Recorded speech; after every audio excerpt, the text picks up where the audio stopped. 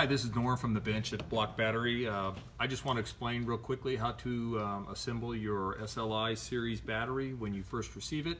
When we ship the SLi, especially if we're shipping air, we like to separate the cartridges out, ship them in separate boxes. That makes it easier for shipping regulations and allows us to ship without dangerous good declarations. So we're just going to pull the boot off the bottom of the battery.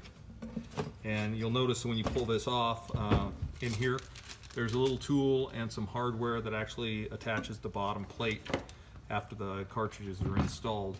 So now I'm just going to pop the bottom off of the battery pack, and I'll just kind of show the camera here. You can see the connectors inside. That'll help you to kind of visualize what you're doing as you plug these cartridges in. So when you plug the cartridges in, it doesn't matter which order you do or what placement you do. You just want to slide them in. I like to start with the edges. You start with the edges of the cartridges on the sides. That'll help you to align the other cartridges.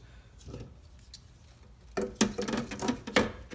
you can see how easy it is, and it's basically just a couple minutes to get all these cartridges installed at the most.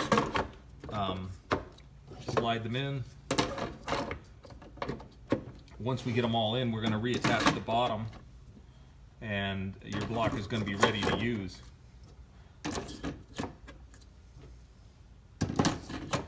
Okay, they're all in. The bottom plate, you'll notice it has foam on the bottom. That actually helps to keep the cartridges from vibrating loose. We're going to put the bottom back on with the screw side panels facing the sides. And now we're just going to put these four captive screws right here on either side.